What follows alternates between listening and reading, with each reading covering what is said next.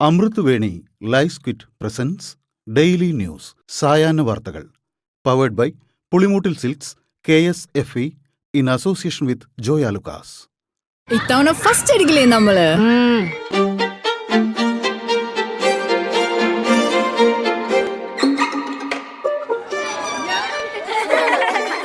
കുട്ടികൾക്കൊക്കെ പെയിൻ ശല്യം ഉണ്ടാകും. അതുകൊണ്ട് ലൈസ് കിറ്റ് ഉപയോഗിച്ച് ക്ലാസ്സിൽ വരാൻ പ്രത്യേക ശ്രദ്ധിക്കണം. Lice kit lice remover pain ശല്യത്തിൽ നിന്നും ഉടനടി ആശ്വാസം. നമസ്കാരം, ഞാൻ നീതു കൃഷ്ണ. ഡെയിലി ന്യൂസിന്റെ സായാഹ്ന വാർത്തകളിലേക്ക് സ്വാഗതം. ഇന്ന് നവംബർ 5 ബുധനാഴ്ച. ഹരിയാന നിയമസഭാ തിരഞ്ഞെടുപ്പിൽ വൻ വോട്ടുകൊള്ള നടന്നുവെന്ന ആരോപണവുമായി ലോക്സഭാ പ്രതിപക്ഷ നേതാവ് രാഹുൽ ഗാന്ധിയുടെ വാർത്താസമ്മേളനം. 25 ലക്ഷം വോട്ടുകൊള്ള ഹരിയാനയിൽ നടന്നെന്ന് രാഹുൽ ആരോപിച്ചു. നടന്നത് ഓപ്പറേഷൻ സർക്കാർ ചോരിയാണെന്നും രാഹുൽ ആരോപിച്ചു. കോൺഗ്രസ് ജയിക്കുമെന്ന് മിക്കവാറും സർവേകൾ പ്രവചിച്ചപ്പോഴാണ് NDA വിജയിച്ചതെന്നും ബീഹാറിലും വൻ വോട്ടുകൊള്ളയ്ക്കുള്ള ആസൂത്രണം നടക്കുന്നതായും രാഹുൽ ആരോപിച്ചു. നാളെ ബീഹാർ നിയമസഭാ തെരഞ്ഞെടുപ്പിന്റെ 1ാം ഘട്ട വോട്ടിംഗ് നടക്കാനിരിക്കെയാണ് വോട്ടുകൊള്ള ആരോപണത്തിൽ ആറ്റം ബോംബിന് പിന്നാലെ H-ഫയൽസ് എന്ന പേരിൽ ഹൈഡ്രജൻ ബോംബും രാഹുൽ പൊട്ടിച്ചിരിക്കുന്നത്. ഒരു വോട്ടർ ID-യിൽ ഒരാൾക്ക് ഒരു മണ്ഡലത്തിൽ മാത്രം 100 വോട്ടുകളാണുള്ളത്. ഒരേ ഫോട്ടോ ഉപയോഗിച്ച് 2 പോളിംഗ് ബൂത്തിൽ മാത്രം 223 വോട്ടുകൾ പട്ടികയിൽ ഉൾപ്പെട്ടിട്ടുണ്ടെന്നും രാഹുൽ ചൂണ്ടിക്കാട്ടി. ഒരാൾക്ക് 10 ബൂത്തുകളിലായി 22 വോട്ടുണ്ടെന്നും വോട്ടർ പട്ടിക തെളിവായി ചൂണ്ടിക്കാട്ടി രാഹുൽ പറഞ്ഞു. മാത്യൂസ് പെരറോ എന്നുപേരുള്ള ബ്രസീലിയൻ യുവതിയാണ് ഇത്തരത്തിൽ വോട്ട് ചെയ്തത്. യുവതിയുടെ ചിത്രവും രാഹുൽ പ്രദർശിപ്പിച്ചു. ഹരിയാനയിൽ ആകെ 2 കോടി വോട്ടർമാരാണുള്ളത്. ഇവിടെയാണ് 25 ലക്ഷത്തോളം കള്ളവോട്ടുകൾ ചേർക്കപ്പെട്ടത്. അതായത് സംസ്ഥാനത്തെ 8-1 കള്ളവോട്ടാണെന്നും രാഹുൽ തെളിവുകൾ സഹിതം വ്യക്തമാക്കി. ഒരു അസംബ്ലി സീറ്റിൽ ഒരാൾ മാത്രം ഒരേ ഫോട്ടോയിൽ പല പേരുകളിലായി 100 വോട്ടുകൾ ഉണ്ടെന്നതിന്റെ തെളിവും രാഹുൽ പുറത്തുവിട്ടു. ഇങ്ങനെ നൂറുകണക്കിന് ഉദാഹരണങ്ങൾ ഉണ്ടെന്നും വോട്ടർ പട്ടികയുടെ പ്രിന്റുകളുമായി രാഹുൽ ആരോപിച്ചു.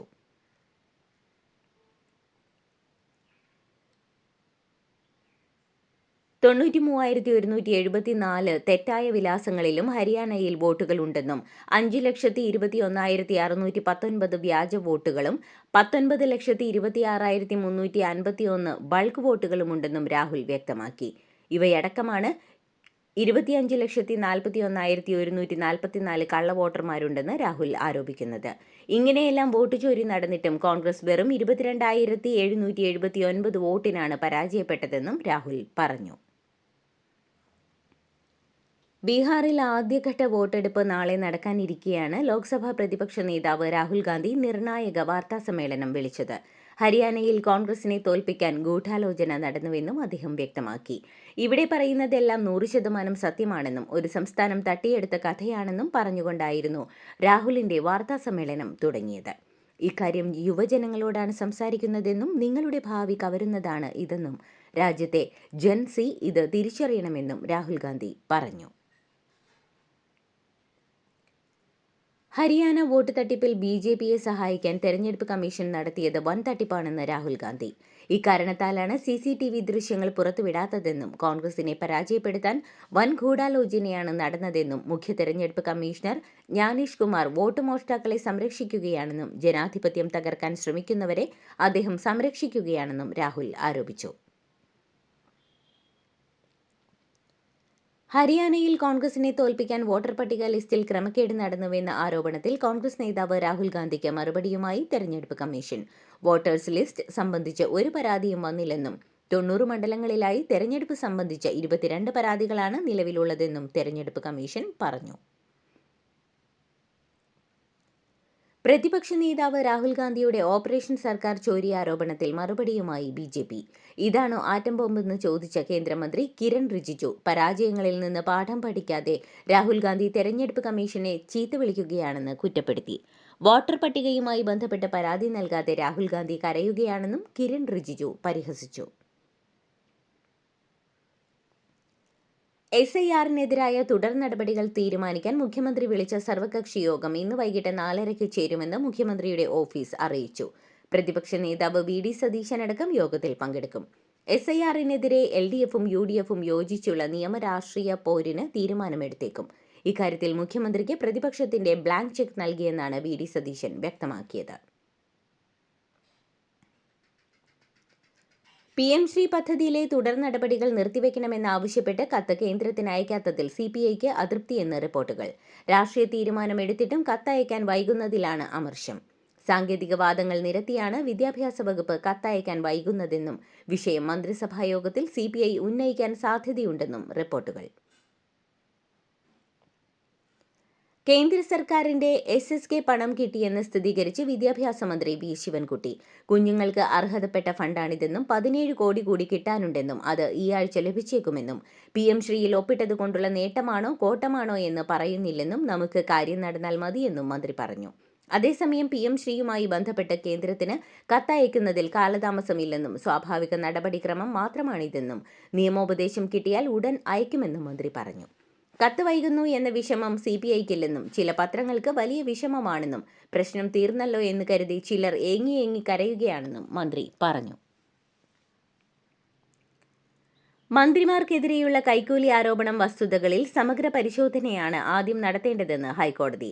ആരെങ്കിലും ആരോപണം ഉന്നയിച്ചു എന്നതുകൊണ്ട് മാത്രം കേസ് നിലനിൽക്കില്ലെന്ന് ഹൈക്കോടതി നിരീക്ഷിച്ചു. മന്ത്രിമാരോടോ ഉന്നത ഉദ്യോഗസ്ഥന്മാരോടോ വിദ്വേഷമുള്ള ആർക്കും കൈക്കൂലി ആരോപണം ഉന്നയിക്കാനാകും. റേഷൻ ഡിപ്പോ കൈക്കൂലി കേസിൽ മുൻ മന്ത്രി അടൂർ പ്രകാശിനെ കുറ്റവിമുക്തനാക്കിയ ഉത്തരവിലാണ് ഹൈക്കോടതിയുടെ പരാമർശം.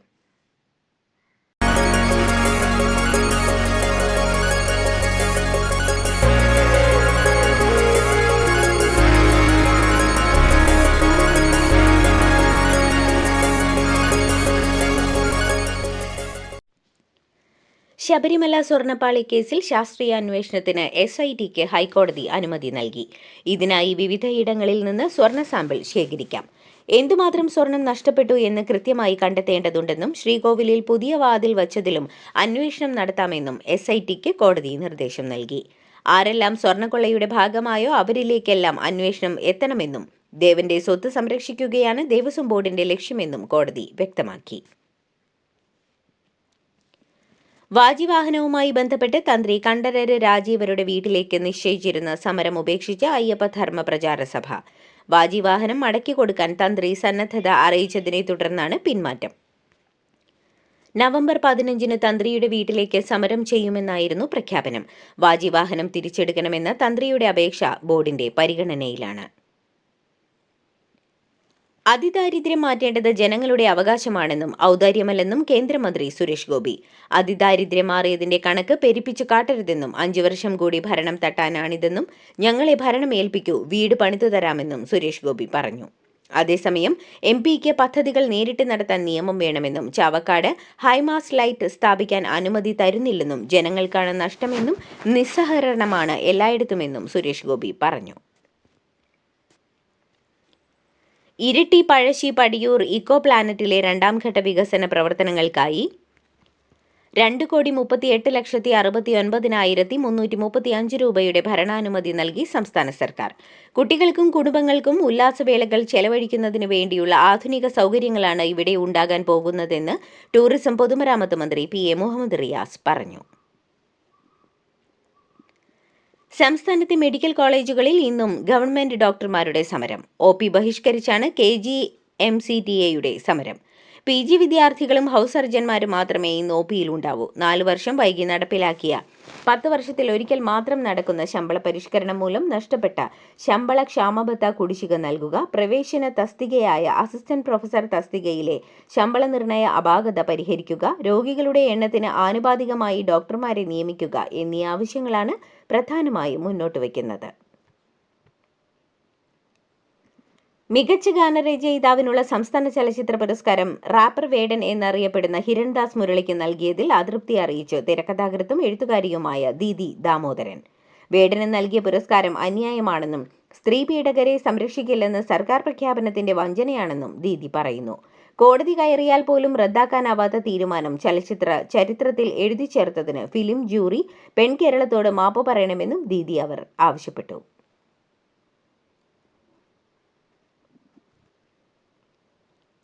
മുസ്ലിം പുരുഷന്റെ 2ാം വിവാഹം രജിസ്റ്റർ ചെയ്യാൻ ആദ്യ ഭാര്യയുടെ ഭാഗം കേൾക്കണമെന്ന സുപ്രധാന നിരീക്ഷണവുമായി ഹൈക്കോടതി. ആദ്യ ഭാര്യ 2ാം വിവാഹത്തെ എതിർത്താൽ വിവാഹ രജിസ്ട്രേഷൻ അനുവദിക്കരുതെന്നും കോടതി നിർദ്ദേശിച്ചു.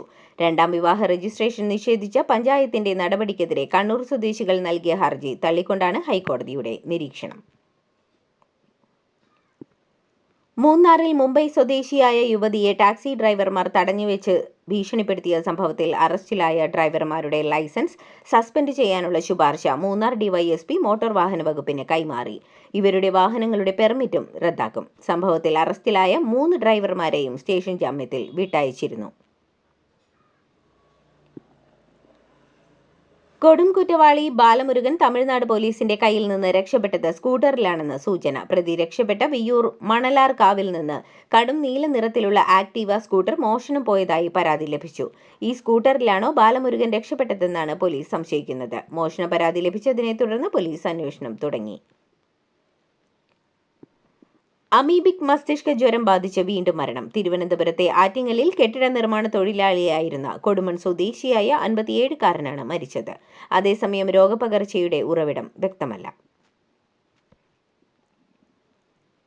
കണ്ണൂർ കുറുമാത്തൂരിൽ 2 മാസം പ്രായമായ കുഞ്ഞിന്റെ മരണം കൊലപാതകമെന്ന് പോലീസ്. അമ്മയുടെ അറസ്റ്റ് രേഖപ്പെടുത്തി. കുറുമാത്തൂർ പൊക്കുണ്ടിയിലെ മുമ്പഷീറയുടെ അറസ്റ്റാണ് രേഖപ്പെടുത്തിയത്.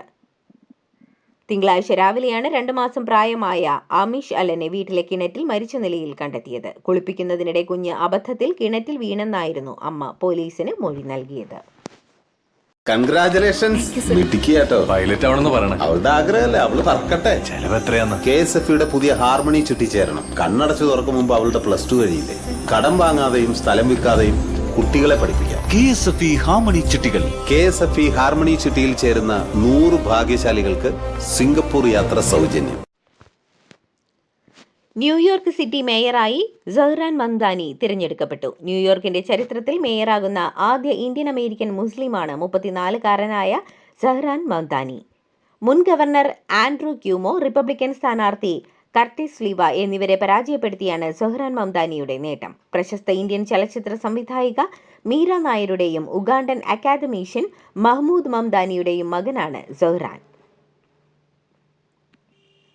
ഇന്ത്യയുടെ പ്രഥമ പ്രധാനമന്ത്രി ജവഹർലാൽ നെഹ്റുവിനെ ഉദ്ധരിച്ച് ന്യൂയോർക്ക് സിറ്റി മേയറായി തെരഞ്ഞെടുക്കപ്പെട്ട സഹ്റാൻ മംദാനിയുടെ ആദ്യ പ്രസംഗം ചരിത്രത്തിൽ വളരെ അപൂർവമായി മാത്രമേ ഒരു നിമിഷം വരൂവെന്നും പഴയതിൽ നിന്ന് പുതിയതിലേക്ക് നമ്മൾ കാലെടുത്ത് വയ്ക്കുമ്പോൾ ഒരു യുഗം അവസാനിക്കുമ്പോൾ വളരെ കാലമായി അടിച്ചമർത്തപ്പെട്ട ഒരു രാഷ്ട്രത്തിന്റെ ആത്മാവ് ഉച്ചത്തിൽ സംസാരിക്കുമ്പോഴേക്കും ഇന്ന് രാത്രി നമ്മൾ പഴമയിൽ നിന്ന് പുതിയതിലേക്ക് കാലെടുത്ത് വച്ചിരിക്കുന്നുവെന്നും അദ്ദേഹം പറഞ്ഞു. 1947 ഇന്ത്യയുടെ സ്വാതന്ത്ര്യത്തിന് തൊട്ടു മുൻപായിരുന്നു ജവഹർലാൽ നെഹ്റുവിന്റെ ചരിത്ര പ്രസിദ്ധമായ പ്രസംഗം.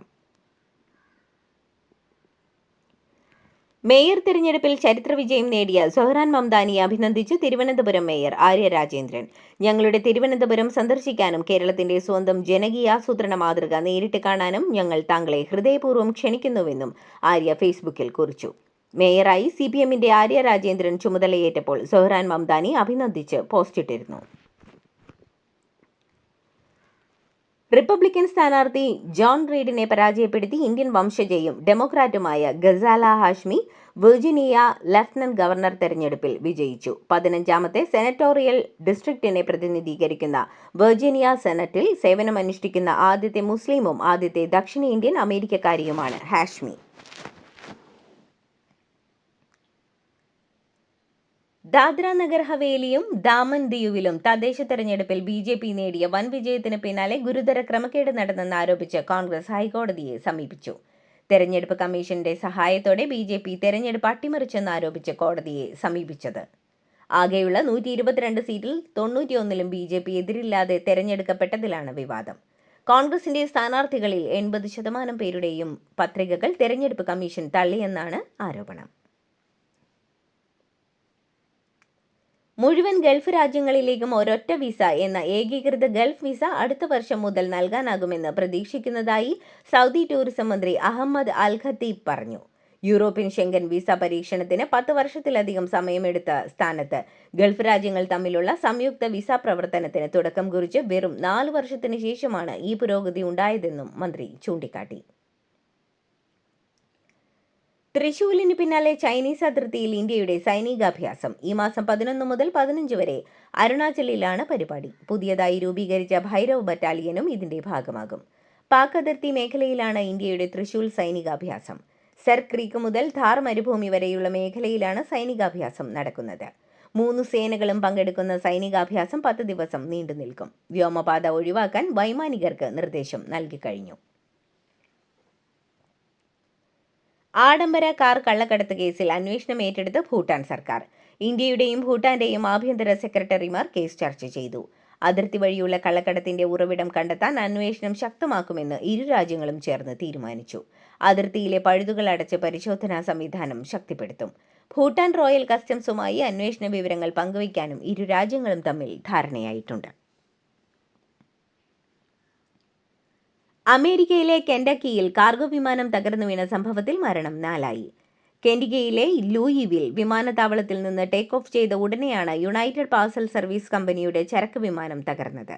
വിമാനത്തിലുണ്ടായിരുന്ന 3 ജീവനക്കാരുടെ മരണം നേരത്തെ സ്ഥിരീകരിച്ചിരുന്നു. പിന്നാലെ ഒരാൾ കൂടി മരിച്ചതായി വിമാനത്താവളം വക്താവ് അറിയിച്ചു. വിമാനത്താവളം ഉൾപ്പെടുന്ന വ്യവസായ മേഖലയിലാണ് വിമാനം തകർന്നു വീണത്. മധ്യ ഫിലിപ്പീൻസിൽ നാശം വിതച്ച് കാൽമേഗി ചുഴലിക്കാറ്റ്. കനത്ത കാറ്റിലും മഴയിലും ഇതുവരെ 58 പേർ മരിച്ചു. ബുധനാഴ്ചയും ദക്ഷിണ ചൈന കടലിലേക്ക് നീങ്ങവേ പലവാൻ ദ്വീപിന്റെ ചില ഭാഗങ്ങളിലുമാണ് ചുഴലിക്കാറ്റ് കനത്ത നാശം വിതച്ചത്. മിൻഡാനോവോ ദ്വീപിലെ അഗുസാൻ ഡെൽസുറിൽ രക്ഷാദൌത്യത്തിനിടെ ഹെലികോപ്റ്റർ തകർന്ന് 6 സൈനികർ മരിച്ചവരിൽ ഉൾപ്പെടുന്നു. ലിയണൽ മെസ്സിയെക്കുറിച്ച് സംസാരിച്ച് ക്രിസ്ത്യാനോ റൊണാൾഡോ. അർജന്റീൻ താരം മെസ്സി തന്നേക്കാൾ മികച്ച താരമല്ലെന്ന് ആവർത്തിച്ച് പറയുകയാണ് ക്രിസ്ത്യാനോ. മെസ്സി തന്നേക്കാൾ കേമനാണെന്ന അഭിപ്രായം ഒരിക്കലും അംഗീകരിക്കില്ല. അത്ര വിനയാന്വിതനാകാൻ താൻ ആഗ്രഹിക്കുന്നില്ല. മറ്റുള്ളവർക്ക് ഇഷ്ടമുള്ളത് പറയാം, അതൊന്നും താൻ കാര്യമാക്കുന്നില്ലെന്നും പിയേഴ്സ് മോർഗന് നൽകിയ അഭിമുഖത്തിൽ റൊണാൾഡോ വ്യക്തമാക്കി. ഇതോടുകൂടി ഡെയിലി ന്യൂസിന്റെ ഇന്നത്തെ സായാഹ്ന വാർത്തകൾ സമാപിക്കുന്നു. ഡെയിലി ന്യൂസിനു വേണ്ടി വാർത്തകൾ വായിച്ചത് നീതു കൃഷ്ണ. DailyNewsLive.in വാർത്തകൾ വിരൽത്തുമ്പിൽ.